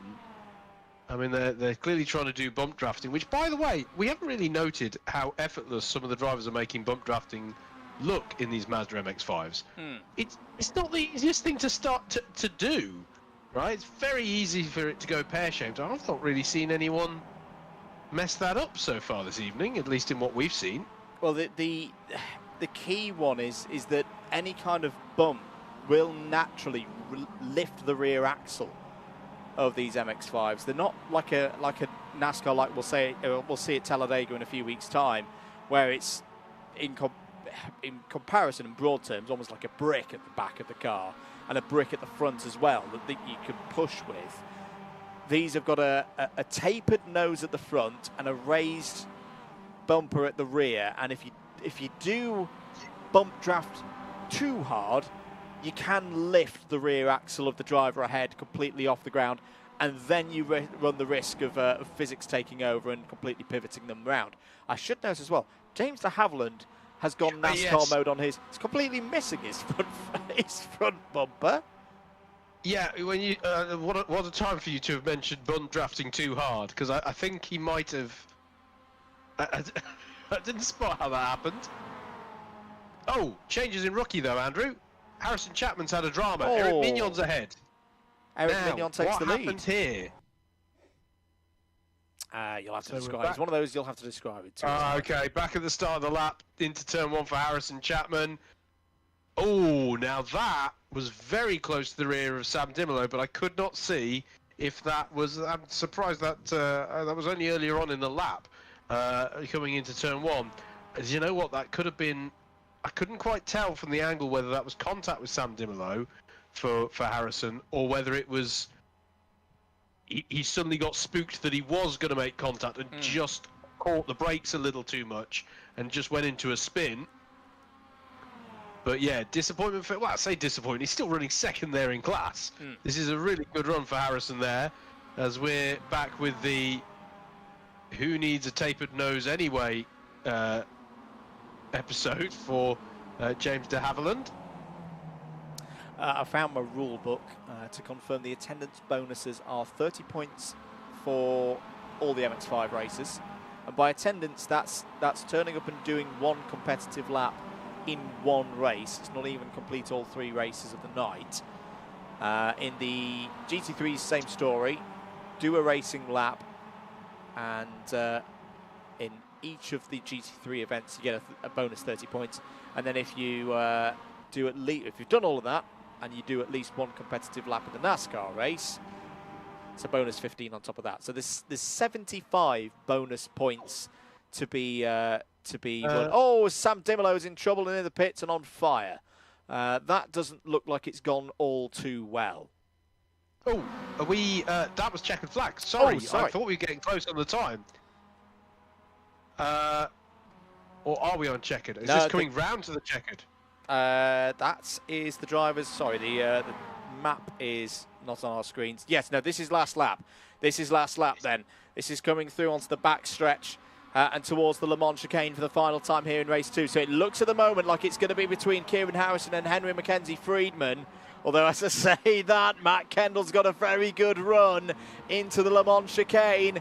This is going to be another one to the line here at Daytona. Kendall and the 2 Rethink Racing cars have massively caught through the Le Mans chicane. 3 wide through NASCAR 3. Harrison could be down to around 5th place here. Oh, as off goes one of the Rethink Racing mobiles. I think it's Adam Brown who's gone in the dirt and may fall all the way down outside of the top 10. Here we go again. Harrison trying the high line. Kendall on the middle. Friedman down below. Is it going to be a win for Kieran Harrison? It's going to be close on the line, but the Leeds man takes it. Second in race 1. First in race 2, Matt Kendall P2, Henry Mackenzie Friedman P3, Jack Eyre P4. Where does Adam Brown end up in all of that? All the way down, and I think about P20. Not sure what happened there. He's got damage on the front left. He's desperately trying to get out of the dirt. I don't think you're going anywhere there at the moment, Adam. That looks pretty stuck, and the whole field is going to roll through. Will Blackwell Chambers, what a drive there. From 28th on the grid, finishes P5. And on the same regard, Ollie Davies from the very back of the field, 33rd to 6th in the space of 25 minutes. Andy Alston, P7. Joao Gabriel Castro finishes in the top 10 again. Really good scoring from Castro so far tonight. Tom Dixon, James de Havilland complete the top 10. Matthew Davies gained 20 positions to P11. That is Adam Brown recovering back. Well, at least doing it this way means he'll get a better grid position. He's still got the likes of Michael Weddle, Simon Delamere and Will Doyle to come over the line. So I think Brown is going to at least get P24. But what a gutting moment there for Adam Brown, who was on for at least 5th place. Doesn't even make it home in the top 20. Let's just go through the rest of that top 20. Magnus Riedevold, so Matthew Davies and Magnus Riedevold 2nd and 3rd in Clubman. Josh Mitchell, Tim Penny, Matt Hale, Dan Gamblin, Cameron Watson, Andrew Dawson, James Fremont, and the first of the rookies, Eric Mignon. Just a note there, Tim Penny was in trouble on lap 1, wasn't he, Howard? So all the way back up to P14. Harrison Chapman, second of the rookies in P21, ahead of Mike Hart, Tom Holland, and others. The result has been switched. We go to our warm-up now. We'll take a short break, probably about just about 7 or 8 minutes. Keep it locked here for more dramatic racing here in the Mazda MX-5s. Race 3 for round 4 of the CLUB100 iRacing Championship coming up shortly. Green flag about to be in the air. There it is. Eyes on those lights. They're coming on 1 light, 2 lights, 3 lights, 4 lights. The KZ third heat is go. Good start for Albanese. He's going to hold the lead into turn 1 ahead of Gustafsson. The rest of the field filing through. Good start down into turn 2 and turn 3. The race result because of Mottram's penalty, but Daniel Munro has had this titanic duel with Rory O'Regan this year. It wasn't Rory's day, but it is Daniel Munro's day. Daniel Munro wins at Rye House and is champion for the 2nd year in a row in a CLUB100 juniors category. Yeah, and always going to switch back here to the inside. That's a beautiful move by Reed on the inside through Park. Showed a bit of a dummy there to Carl Garnett. Brave stuff from the championship leader. That's him up to 3rd. Before, as there is Hugo Schwarzer out of the race. Well, we were talking about Slater needing to outscore Schwarzer by 10 points. As Charlie Hart's off and into the grass, catches it up, and somehow keeps himself in 2nd place and pointing in the right direction. Fernandez has lost the position. I think it's Seaworthy who's come through into 2nd place. What a moment. Push on these tyres. We've seen it throughout the weekend that the Maxxis compound really rewards a driver, but he's going to have to take a lot of energy out of himself and the cars as we look at a replay here of Martinez and Lyson side by side into turn 1. Wow. Really close there. Bit of contact between the two of them. And Martinez up on the curb. This is another replay. This time it's Craigie versus Martinez into the same portion of the circuit. There you see Martinez trying to go around the outside, gets off the rubbered in part of track, and that's where he loses out to Jack Eiler. It was right on the limit of adhesion for Schaufler. On the brakes down the inside, comes Dries van Langendonk, immediately retakes the lead at the next opportunity. Into turn 1, Menz is going to go down the inside. Big move from the Briton for Ricky Flynn Motorsport, and it's worked. Costoya goes through as well. Arias is now challenging Schaufler. It's all gone wrong for the Austrian. 3 laps to go, 2.5 laps to go. This is Dries van Langendonk's best opportunity now. He's got to go hard and break away from the rest of them, leave them fighting for 2nd place. Oh, it's down the inside, contact, and Letty spins, and Schaufler retires, both of them out, no points at all for the championship leader. Letty is absolutely furious. That is the risk. 2 championship rivals side by side. Ovenden's got past Nicky Taylor, and now the sight that Alex Solly did not want to see this weekend. It started as an absolute disaster for Tom Ovenden, retiring on lap 1 of race 1. Now he finds himself side by side with Alex Solly heading towards Copse Corner.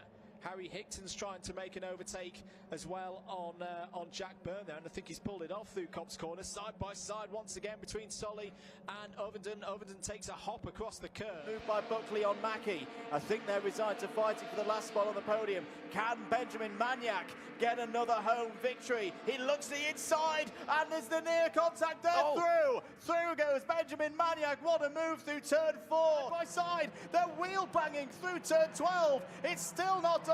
1 more corner to go. Pradir down the inside. Has he carried too much speed? He's got the control. Thomas Pradir's going to take it on the line, but here comes Maniac. Maniac on the line, and he takes it. Benjamin Maniac wins it with a classic at Swearer by 0.015. It's a home victory for the Spaniard, and he takes the lead in the championship. What a finish. It's not bad for either of them to the inside. Pritchard Williams, that's going to bring Hunter back into play. Connington back into play. Higgins, Lilly, McQueen, Bishop, Geraghty, Graham, Joshua Graham's back in this as well. That's down into Ashby. Teddy Pritchard Williams is trying to hold them all up. Surely this is going to come to blows for someone. 3 wide. McQueen round the outside takes 4th place. That is experience. This is why he's been race winner in this race so many times, 3 times before. Can he find a way through? Back in comes Gilbert as well. Over the curb again, jumping over that curb. Huge amounts of it taken by Guy Cunnington. There's going to be 3 more laps of this one, ladies and gentlemen, and we still don't know. We haven't a clue who's going to be Open Champion for 2024. Hunter to the outside! Oh, no! And goes across the grass. Pritchard Williams spins out, and it's gone because Macaulay Bishop, the winner of the junior race last year, with 2 laps to go, Hunter is out. That is out. it. The run for the last 2 years will not continue to 3, and it's 1, 2, 3 clear of the field. Gilbert defends the outside. Bishop around the outside. That Oh is my outrageous. goodness me! The junior champion from last year has done thousands of overtakes around Wilton Mill over the years. That may well be the best one he's ever done.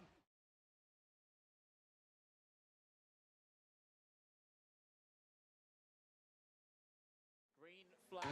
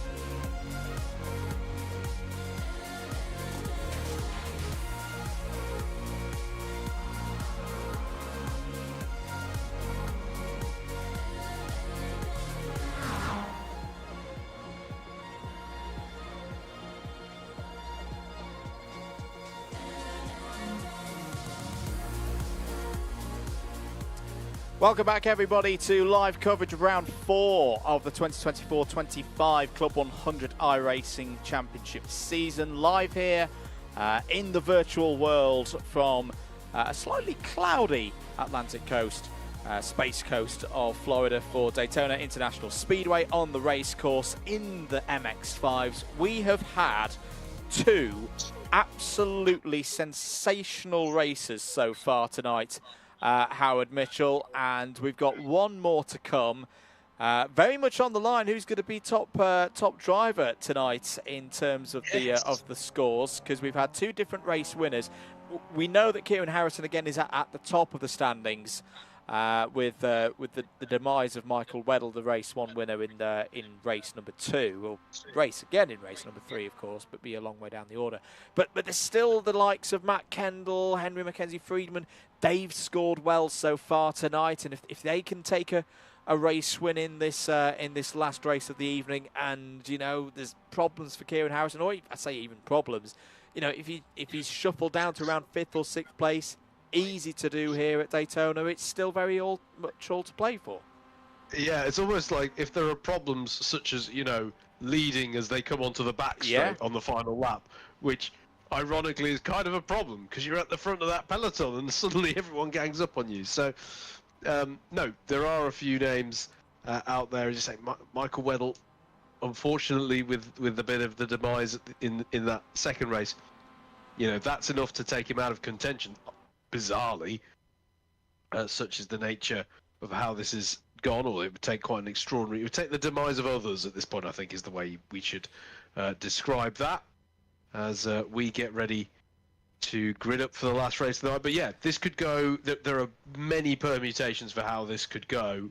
We may have had a very familiar face just take the win in race 2 of the evening, but it by no means means that it's a foregone conclusion for the overall round victory. Here's your grid for the third and final race of tonight. Kieran Harrison on pole position has taken his 8th race victory of the year so far earlier on this evening to put him at the front of this grid. Matt Kendall alongside with Henry Mackenzie Friedman and Jack Eyre on row number 2. Will Blackwell-Chambers and Ollie Davies on row 3. Andy Alston and a very impressive run so far tonight for João Gabriel Castro, the first of the intermediates. They're on row 4. Tom Dixon, James de Havilland on row 5. Matthew Davies and Magnus Riddervold go from row number 6. Starting in the midfield, I think this is the area where nobody wants to start. This is where we've seen the incidents come from so far tonight on lap 1. Josh Mitchell and Tim Penny on row 7. Matt Hale and Dan Gamblin on row 8. Cameron Watson and Andrew Dawson on row 9. James Fremont is alongside the first of the rookies on row 10, the first of those rookies being Eric Mignon. Harrison Chapman and Mike Hart go from row number 11. Tom Holland and Adam Brown go from row 12. Brown, who had problems on the last lap of the previous race to put in their P24. Michael Weddle, a winner of race number 1, is alongside Simon Delamere on row 13. Will Doyle and Murray Adams on row 14. Adam Delmont and Sam Dimelo on row 15. Sam Spinale and Adrian Goodwin on row 16. Adam State, the Premier driver, completes the 33-strong field. 25 minutes here at Daytona. This is on board with Adam Brown. What must he be thinking, Howard? Was looking at a potential race victory in race number 2. Something happened. We couldn't quite see what from our angle that meant that the front left wheel of the 116 was completely caved in. He got across the line, but has to start this one now from P24. Yeah, lots of drivers, or plenty of drivers to look at in that sort of category. Michael Weddle, Murray Adams starting a long way back. Several drivers as well who've had difficult first laps in both the races 1 and 2, and we'll be hoping for a good end to this evening. Here we go then. Kieran Harrison starts from P1 for the first time tonight. Didn't qualify on pole position and didn't win race number 1. Can he take another race victory here at Daytona and take another round win? It would be his 4th of the year. Looking a little bit calmer in the midfield this time around. Not seeing any incidents at the moment. This is a little bit further back. Looks like everybody's through, Howard. That's good news. Yeah, that's what we like to see, although there's the second braking zone now. I just heard a little bit of a crunching sound in my earpiece there, but I think, yeah, by and large, everyone's had a decent start there, and that is, as you say, exactly what we want to see for this last race of the evening. So into turn... Sorry, Howard. Western Horseshoe, they come through. We were going to say the same thing effectively there, and still Kieran Harrison in the lead for now, but this is where it'll all start to change now as they come out onto the banking. James de Havilland down the inside of João Gabriel Castro for 7th place. Nice move there by the former Newcastle University BUKC driver. It should give a best of luck to all drivers competing in the BUKC qualifiers this weekend at Wilton Mill. It's going to be qualifiers, isn't it? It'll be chaotic. There'll be drama. there'll be tales of heroism, tales of woe. Everything out there. We'll be keeping an eye on the results across the course of the weekend. Us old folk have retired, of course, from CLUB100, from BUKC commentaries, and there's no broadcasting of this weekend, just to be clear on that one. But yes, we'll always be keeping an eye on how everyone's getting on. Yeah, and I have to say, for all those, we've been there as well with the pressures of qualifiers. I have to say, in some ways, yes. in many ways, the most stressful part of the season, because it defines the rest of your season. So shout out to all of the club captains and presidents who will be slightly nervous coming into this weekend. Wish you all the best, and I hope you get the result that you are hoping for. As here, everyone's hoping for the... How about Ollie Davies? They're in 3rd place, now 4th place, because Jack Air swoops down the inside at turn number 1, and they're both getting by on Kieran Harrison. That was not a good T1 for Harrison there. Brings Henry Mackenzie Freedman into the lead of the race. And we get a nice little pattern of Clubman across the top 5.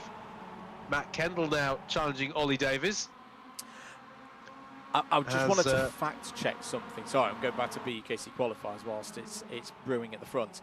There is a bit of history this year with BUKC qualifiers, as Sam Dimolo's crunched his front end, and yeah, that's happened a little bit further down the order, hasn't it, Howard? Is that yeah? It's coming out of T1. Oh, it was an unforced error though, and into the wall there, off to driver's left. Indeed, back with live pictures. The bit of history, I thought I'd heard this.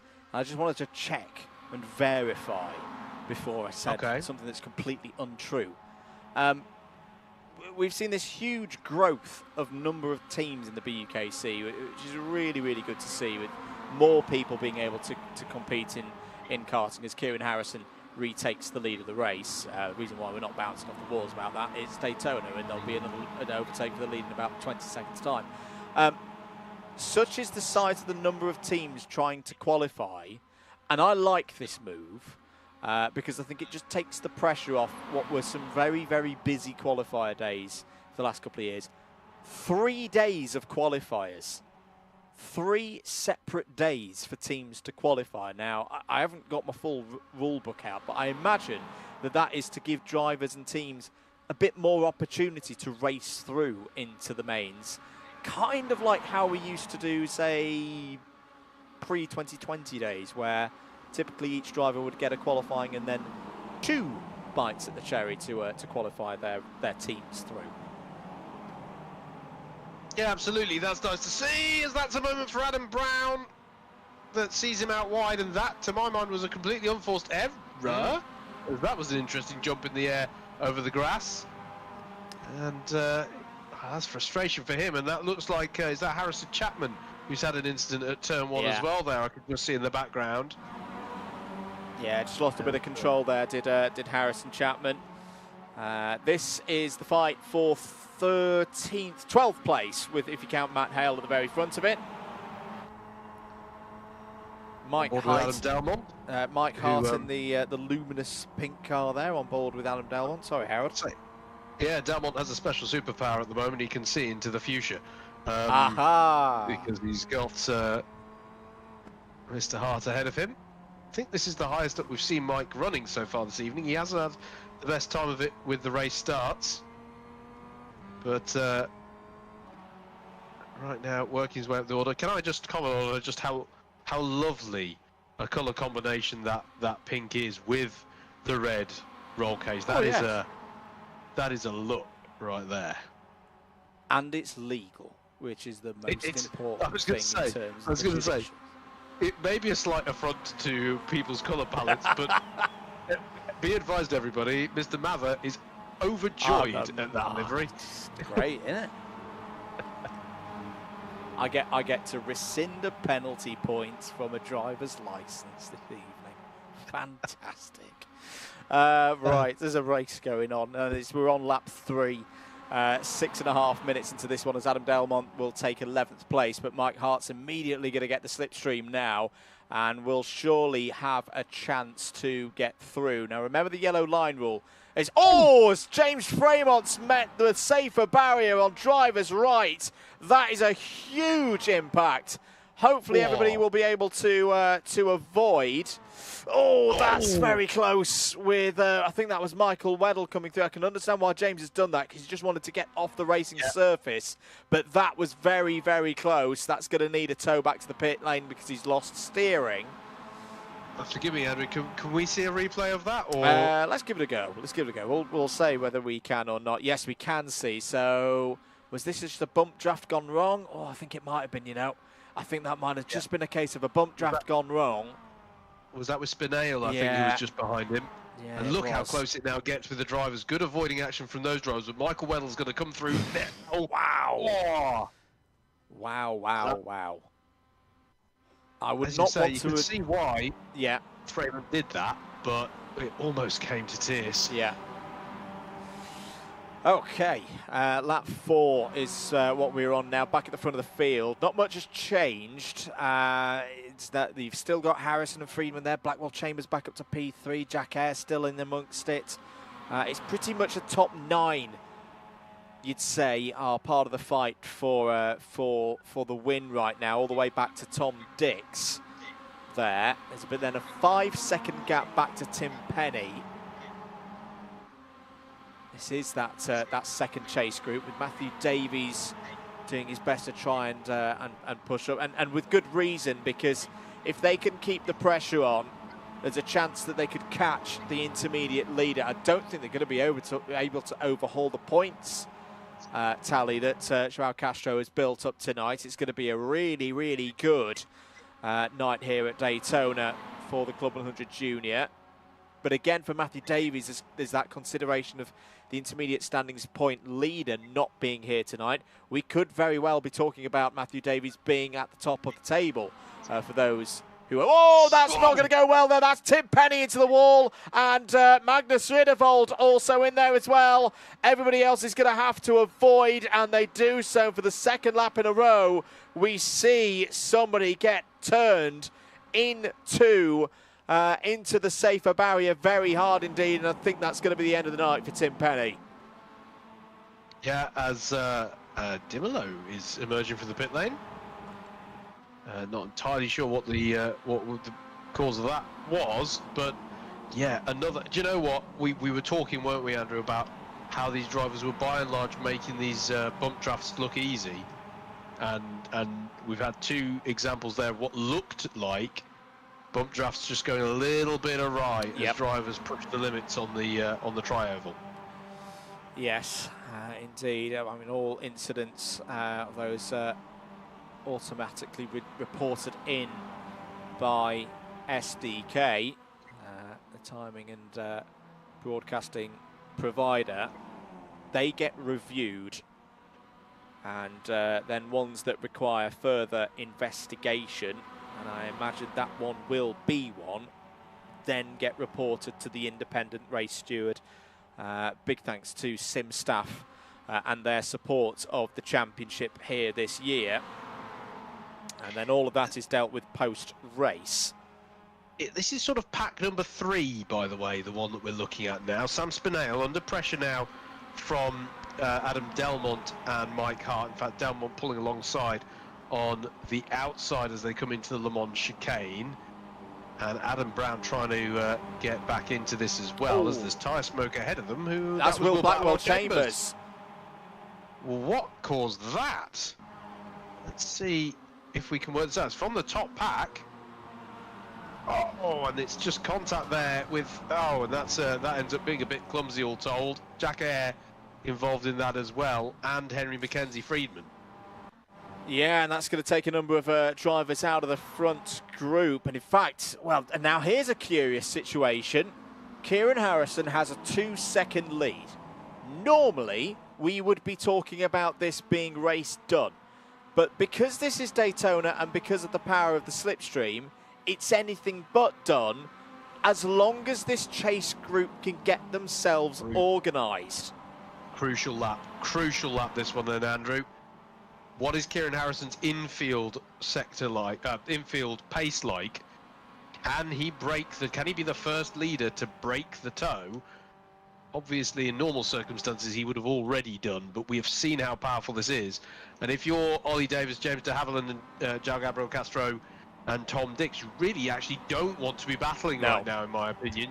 You want to keep the dreams alive, because otherwise it's going to slip away from you. It's 3 seconds the gap, just shy of, as they come up onto the banking here, Andrew. I think that could, well, we'll see, won't we? It is just going to be the single car draft anyway, but this could be interesting. The strange, interesting thing for me right now with this, and we always like to talk about the strategy. In fact, we would a video by one of the CLUB100 cadets and their family, Ayet and Limmer Evans, came out that we talked with him back at Wilton Mill, and he asked us a really good question about what we enjoy in a race like this. And we always say the strategy.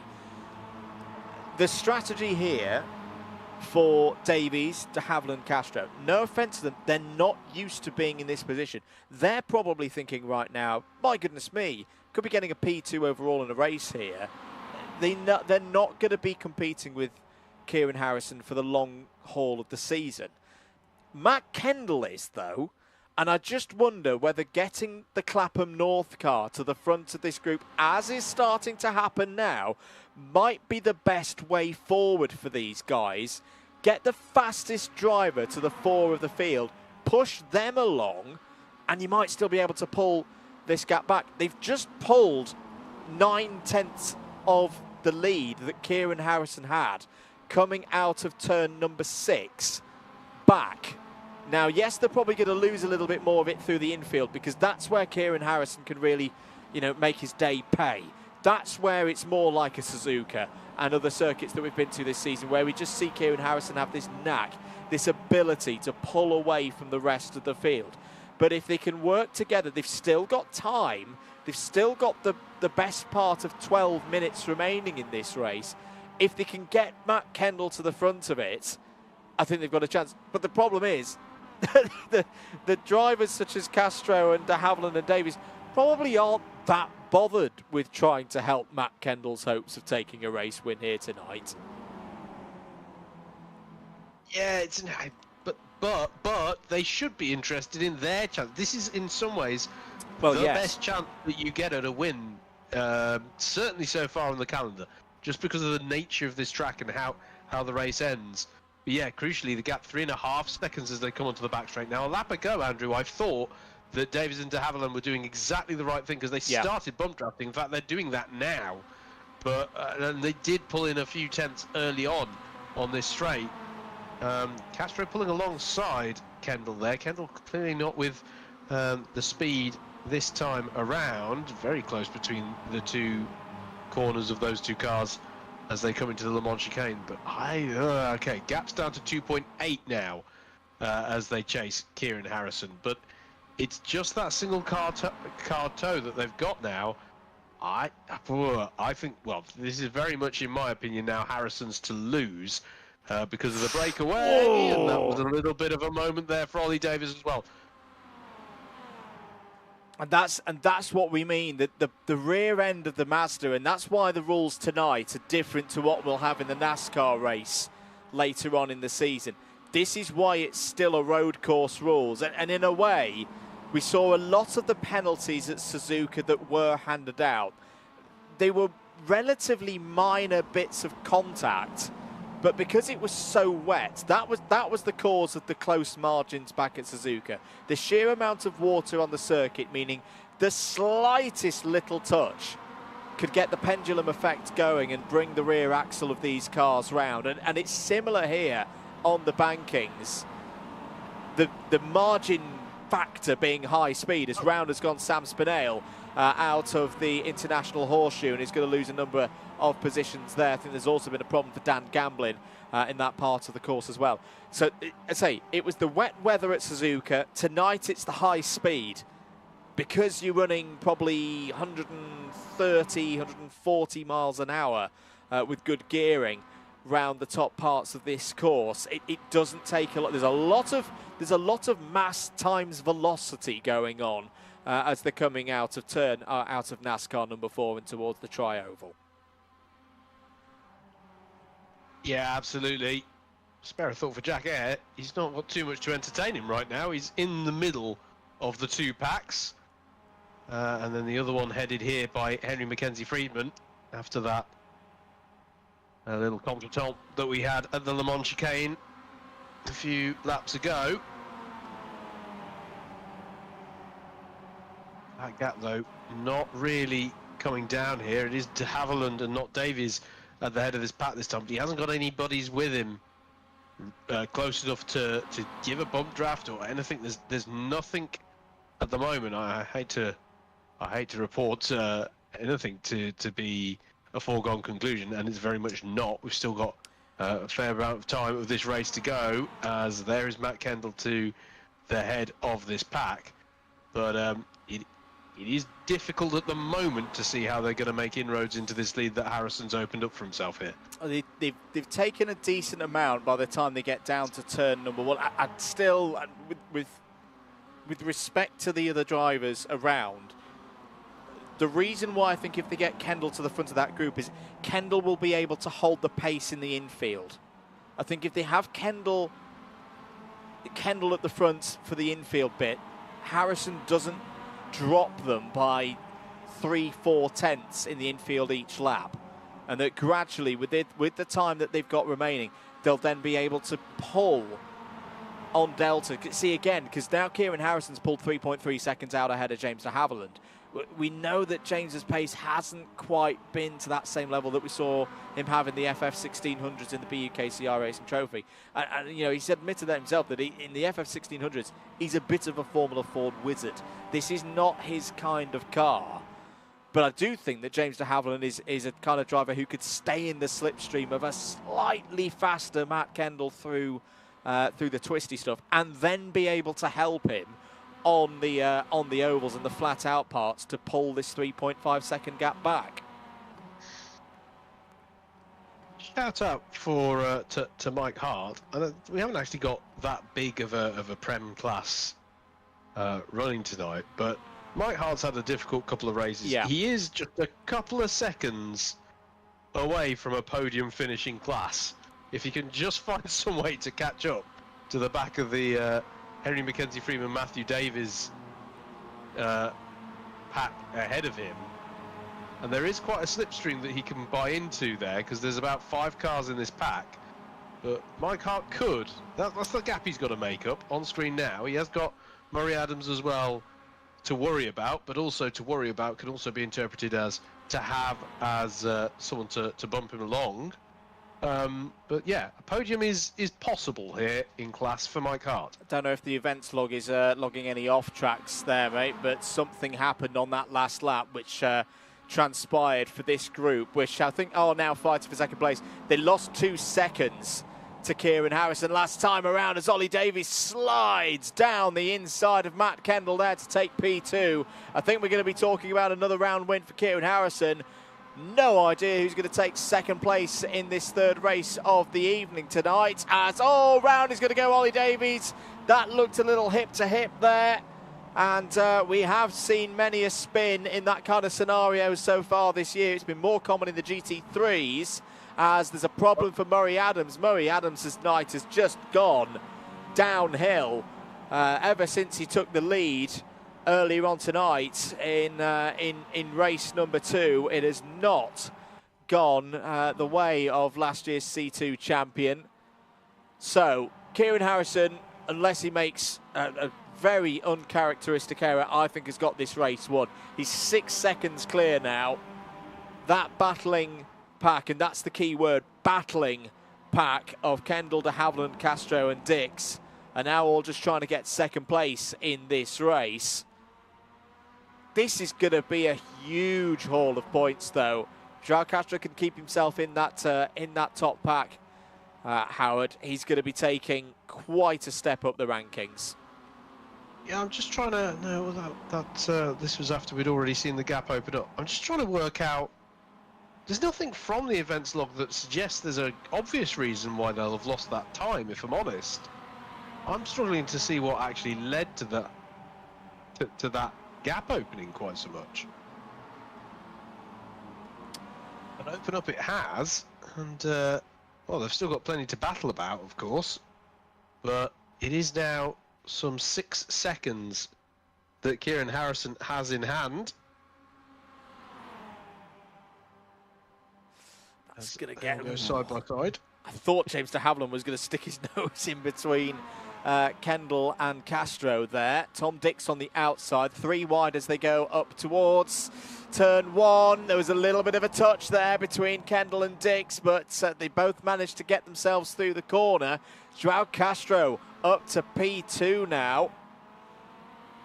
On the straights, they're still pulling time in, but I just think the gap is too big now. When it was around 2.5 seconds, I think there was a chance, and it's just not transpired that they've been. Oh, there's another problem for Sam Spinale. He's having a really, really tough night out there. The former Hertfordshire and Coventry BUKC team driver. De Havilland down the inside of Castro into turn 5. Nice move there from James de Havilland. Just to highlight, by the way, in this pack, it is not, just to reiterate again, it is not a battle for inter-class lead between Castro and Dix. Dix is not running the correct coloured roll cage. But what it does mean, ironically, is it is a battle for the clubman lead between de Havilland and Dix, the cars who are at the head and the tail of this pack of 4 as it currently stands. So, ironically, you've got to look for the not matching roll cage in that particular fight, but there is a class battle in this pack. There is indeed. Just coming up to less than 2 minutes to go. There is a bit of traffic, I think, for the race leader to deal with, which is actually not very good news at all for this chasing pack, because it means that Kieran Harrison, well, it just seems every time he plays his cards so far in this 2024-2025 season that he's coming up with a royal flush, because we're worried of, oh, he's out on his own, is he going to have the gap? Well, he's now got someone giving him a slipstream. I'm trying to work out who it might be. Is it James I think it's James Fremont. I think it's Fremont. Who's not been slow tonight either, so that's a half useful driver to have. But let's say, look at the difference the slipstream makes. The chasing pack, or the battling pack for P2, weren't really doing anything particularly wrong there. Kieran Harrison, by having a slipstream of his own, has now got the lead up to 8 seconds.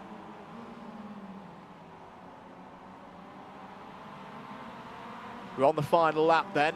A quick look back to Cameron Watson, just on the outside of the top 10 at the minute. Great drive from Adam Delmont this race, Howard. Up 21 positions is your biggest mover in this race, and up to P8. Yeah, absolutely. Brilliant stuff from Delmont, and that's not as big a delta of positions as we've seen in some of the other races, but bear in mind, it was a cleaner start as well. We've not had as much, although we have had some pretty high-speed dramas, it hasn't been as much of a race of attrition. So to make up those positions, I think is really impressive there for Adam, and yeah, he's finishing this one on a high. He is indeed. So for Kieran Harrison, he's going to extend his championship lead, and boy oh boy, are we already going to be starting to talk about whether he can be caught in this season's championship. It's going to take quite a turnaround to stop this tour de force, because as we've seen tonight, even when Kieran Harrison isn't able to win races, he is still at the front, in the front pack, in the discussion for P1. There's going to be a great run to the line for second place as well, and potentially some big points for drivers who've picked their way through some of the incidents here tonight. Kieran Harrison comes through to the tri-oval. It's going to be round win number 4 out of 4 for Kieran Harrison. 2 rounds in the GT3s, 2 rounds in the Masters, and he is perfect through all of them. Here's your 4-wide battle for second place to the line. Who's going to take it? It's going to be Joao Castro, but I think that one's going to get reviewed at the end as an almighty smash happens with the other drivers there.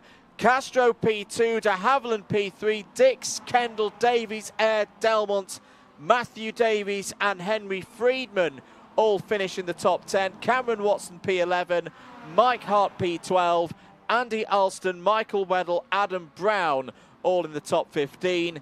Josh Mitchell, Will Doyle, Andrew Dawson all in the top 20 completed by Dan Gamblin and Matt Hale.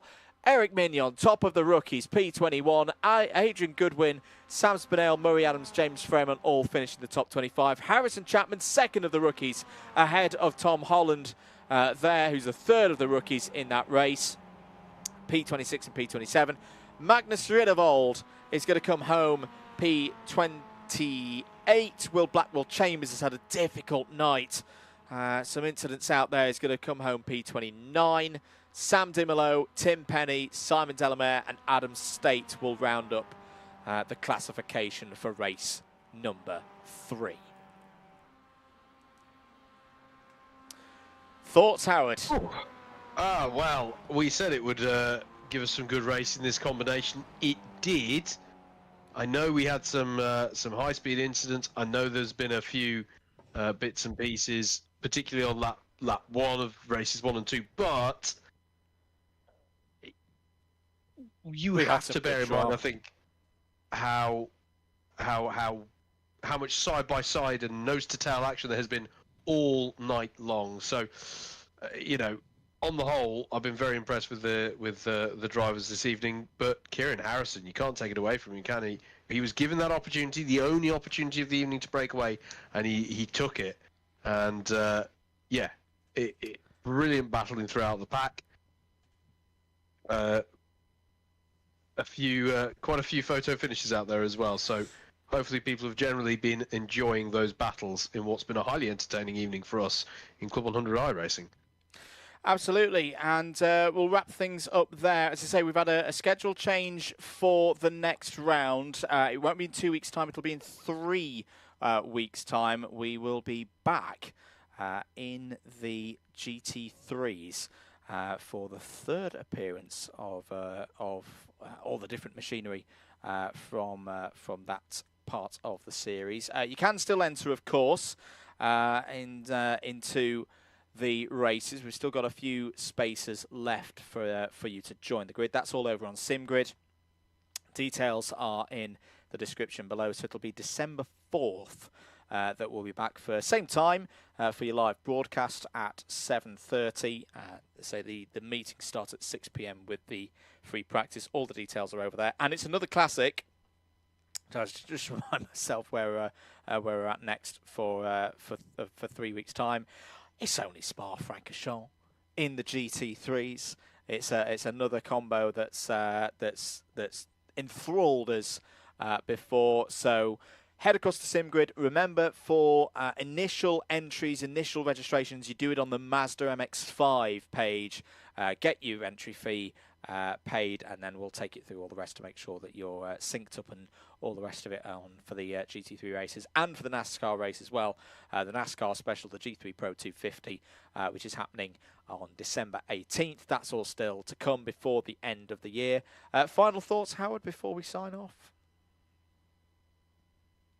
That I'm still a massive fan of this track and car combination, and isn't it just wonderful to have the this is the joy of doing a sim racing championship, right? Is that you can go, it was fun around Daytona. What's next? Spa. That'll do. Like, yeah. What fun we have, and yeah, plenty of good battling tonight. Still, somehow that Kieran Harrison comes out on top, though. Still, everybody is left with that question. How do you take the challenge to this guy? We really, really do continue to ask the questions. Say, Spa, 3 weeks' time. Thank you very much for joining us. My name's been Andrew Mather. He's been Howard Mitchell. Hope you have a very enjoyable rest of your week. In terms of DDMM commentaries, next up, it's next Sunday, not this coming Sunday, the Sunday after, for the Club 100 Senior Sprints, and a juicy title decider, particularly in the lightweights, which I am sure will go to the last race of the season. I know I said that for the cadets and juniors this weekend, but hey, sometimes it doesn't quite work out that way. But 4 drivers covered by 1 or 2 points. Yeah, I'm sure that one will go to the very last race of the season. And the next time that, of course, we've got some of the action here in the Club 100 iRacing Championship will be 3 weeks' time. Thank you very much for joining us. We'll see you next time. Bye-bye.